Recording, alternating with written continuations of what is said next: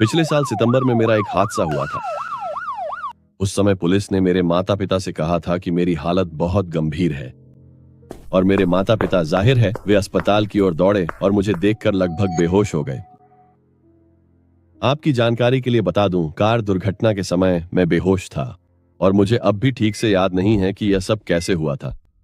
हालांकि एक बात मुझे याद थी, वह यह थी कि मैं बिल्कुल भी सांस नहीं ले पा रहा था। क्या आप जानते हैं कि सांस न ले पाने का एहसास कैसा होता है? मुझे लगता है यह सबसे मिलती जुलती व्याख्या है। सबसे पहले जितना गहरा सांस ले सकते हैं लें, उसे लगभग 3 सेकंड तक रोकें और फिर सांस छोड़ने के बजाय फिर से सांस लें। इसे बार बार दोहराएं जब तक कि आपको सच में ऐसा न लगे कि आप मरने वाले हैं। क्या मैं इसी तरह मरने वाला हूं? मेरे कुछ दोस्त थे जो मौत के बारे में बहुत आसानी से सोच लेते हैं, लेकिन जब मौत मेरे करीब आई तो यह वाकई डरावना था और हालात ऐसे हो गए थे कि मेरा चेहरा इतना सूज गया था कि मैं अपनी आंखें भी नहीं खोल पा रहा था। यहां तक कि मेरी मां ने भी मुझे पहले नहीं पहचाना। खैर, जब मेरा एक्सीडेंट हुआ था तब मेरी याददाश्त चली गई थी, लेकिन जब मैं बहुत ही कम समय में होश में आया तो मैं बहुत डर गया था, यह सोचकर कि मैं मरने वाला हूं। मैंने अपने पैंट में पेशाब कर दिया, अपने पैरों से जूझता रहा और आखिरकार फिर से बेहोश हो गया। कुछ लोग मुझसे पूछते हैं कि क्या मैंने कोई सपना देखा था या जब मैं बेहोश था तो क्या मुझे समय का एहसास हुआ था, लेकिन मेरा जवाब है नहीं। जब मुझे होश आया तो मैं पहले से ही अस्पताल में था। तुम जानते हो असली डरावनी बात क्या है? हर कोई जानता है कि मैं 3 हफ्ते तक आईसीयू में बेहोश था, लेकिन असल में 1 हफ्ते बाद से ही मेरी चेतना वापस आ गई थी। लेकिन किसी को पता नहीं था। परिवार, नर्सें, यहां तक कि डॉक्टर भी, किसी को भी बिल्कुल पता नहीं था। मैं अपनी पलकों या एक उंगली तक को हिला नहीं सकता था। हालांकि मैं होश में था, लेकिन मैं अपने शरीर को हिला नहीं सकता था, बस अपने कानों से आवाजें सुन सकता था। शुरुआत में मुझे सच में लगा कि मैं मर चुका हूं, क्योंकि मेरी चेतना बहुत धीरे धीरे वापस आई थी। क्या यह स्वर्ग है या कोई सपना? मैंने ऐसा ही सोचा, लेकिन बाद में मुझे एहसास हुआ जब मैंने अपनी मां की आवाज सुनी, जब वह मुझसे मिलने आई थी मुलाकात के समय। ठीक है, अब मैं अस्पताल में हूं। मेरा एक हादसा हो गया था। यह बिल्कुल नर्क जैसा था। मैं उन्हें बताना चाहता था कि मेरी चेतना लौट आई है, लेकिन सचमुच मेरे पास और कोई तरीका नहीं था। नर्सें दिन में 3 बार मेरे कमरे में आती थीं। वे मेरी आंखें खोलती थीं और टॉर्च से मेरी आंखों में रोशनी डालती थीं ताकि पुतली की प्रतिक्रिया देख सकें। मैं अपनी आंखें घुमाना चाहता था और उन्हें बताना चाहता था कि मैं जाग गया हूं, लेकिन बेवकूफी से मेरी आंखें बस उस रोशनी को ही देखती रहीं। मैं कुछ भी नहीं कर सका। मुझे तो यह भी नहीं पता था कि दिन कैसे बीत रहे हैं। पूरा दिन करने को कुछ नहीं था तो मैं बस सो जाता था और बार बार जागता रहता था, या फिर हर दिन अजीब सी कल्पनाओं में खोया रहता था जो बेहद उबाऊ था। अगर मुझे लगता कि 3-4 दिन हो गए हैं तो असल में सिर्फ एक ही दिन बीता होता था। खैर, आमतौर पर मुलाकात का समय दिन में 2 बार होता था, तो मैं अपने माता पिता को आते जाते देखकर यह पुष्टि कर सकता था कि एक दिन बीत गया है। उसके बाद मैंने अपनी शारीरिक हालत को लेकर चिंता करना शुरू कर दिया। क्या मेरी दोनों बाहें और टांगें सही सलामत जुड़ी हुई हैं? क्या मेरी रीढ़ ठीक है? ओह, मुझे याद आया कि कुछ साल पहले मैंने अपनी मृत्यु के बाद अपने अंग दान करने के लिए सहमति दी थी। अगर मेरे माता पिता ने मेरी बॉडी दान करने के लिए सहमति दे दी जबकि मैं जिंदा हूं तो क्या होगा?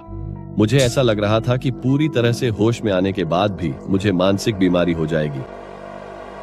इसके अलावा मैं अपने शरीर में जबरदस्त दर्द महसूस कर सकता था। सबसे ज्यादा दर्द तब हुआ जब उन्होंने मेरी गर्दन में छेद किया और डॉक्टर ने यह भी कहा कि मेरी साइड में लगी ट्यूब में समस्या है, जिसे मुझे फिर से व्यवस्थित करना होगा।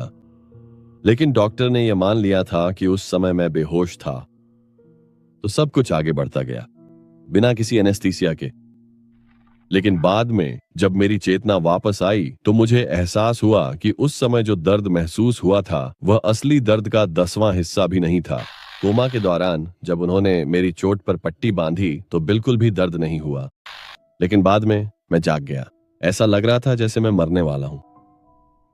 जैसा कि आप देख सकते हैं, जब आप आईसीयू में जाते हैं तो आप देख सकते हैं कि मरीज की हालत पूरी तरह साफ सुथरी होती है। नर्सिंग आमतौर पर सुबह विजिटिंग ऑनवर से पहले ही सब कुछ संभाल लेती हैं। वास्तव में सब कुछ। इससे मैंने नर्सों का सम्मान करना सीखा। एक दिन नर्सों ने किसी चीज को एक कंटेनर में डाला और फिर उसे ट्यूब के जरिए मेरी नाक में इंजेक्ट कर दिया। असल में तब तक मुझे बिल्कुल भी भूख नहीं लगी थी, लेकिन जैसे ही खाना मेरी नाक में डाला गया मुझे अचानक भूख लगने लगी। मुझे इसका स्वाद महसूस नहीं होना चाहिए था क्योंकि इसे मेरी नाक में डाला गया था, लेकिन सच में वह बहुत स्वादिष्ट था और मैं साफ महसूस कर सकता था कि खाना किस तरह नीचे जा रहा है। और वह चीज छाती के ठीक नीचे रुक जाती है और ऐसा लगता है जैसे कोई गर्म तरल उस हिस्से को घेर रहा हो। मुझे वह एहसास सच में बहुत पसंद है, लेकिन ज्यादा देर नहीं होती कि वे किसी सिरिंज जैसी चीज से खाना वापस खींच लेते हैं ताकि देख सकें कि मैंने कितना पचाया है। मुझे ऐसा लगता था जैसे मेरी पूरी आंतें खींची जा रही हों और यह वाकई बहुत बुरा लगता है। लेकिन एक बार जब खाना मेरे शरीर में डाल दिया जाता था तो हर बार जब भी नर्स डिब्बा हिलाती थी मैं बहुत उत्साहित हो जाता था, क्योंकि मैं उसे जितनी जल्दी हो सके खाना चाहता था। करीब 2 हफ्ते हो गए थे और एक दिन डॉक्टर आए और बोले, चलो मुझे जगाते हैं। किसी तरह की दवा देने के बाद मुझे लगा कि मैंने तुरंत अपनी आंखें खोल दी, लेकिन डॉक्टर ने कहा कि मैंने लगभग 1 घंटे बाद अपनी आंखें खोली थीं। फिर भी नर्सें सभी बहुत हैरान थीं, क्योंकि आमतौर पर कोई भी 1 घंटे में नहीं जागता। बिल्कुल, अपनी आंखें खोलने के बाद मैं ज्यादा कुछ कर भी नहीं सकता था। मुझे अभी भी वेंटिलेटर पर रखा गया था और मेरे दोनों हाथ पैर बंधे हुए थे। मैं बस अपनी आंखें खुली रखता, एक उंगली दाईं ओर हिलाता और थोड़ा बहुत बोलता था। इसी तरह मुझे 3 हफ्ते तक मसल रिलैक्सेंट्स दिए गए थे और फिर से चलने में लगभग 1 महीना लग गया। सिर्फ मेरे हाथ पैर ही नहीं, बल्कि मेरे आंतरिक मांसपेशियां भी बहुत ज्यादा ढीली हो गई थीं। इसीलिए जब मैं पहली बार बाथरूम गया तो सबसे बुरा अनुभव था, क्योंकि मैं अपनी कमर को बिल्कुल भी नहीं दबा सका। कुछ हफ्तों बाद मैं अस्पताल से छुट्टी ले सका। कुछ हफ्ते लेटे रहने के दौरान मैंने अक्सर नर्सों को एक दूसरे के बारे में गपशप करते सुना, तो मैंने बस अपने परिवार को यह बात बता दी कि मैं होश में था। आप एक दूसरे को शर्मिंदा नहीं करना चाहेंगे, है ना? खैर, जब भी मैं सोने से पहले अपने बिस्तर पर लेटता हूं तो मैं बार बार उसी समय के बारे में सोचता रहता हूं। क्या होगा अगर मैं फिर से ऐसे ही सोते हुए सांस नहीं ले पाऊं? दुर्भाग्यवश तब से मैं डर के कारण ठीक से सो नहीं पाता हूं।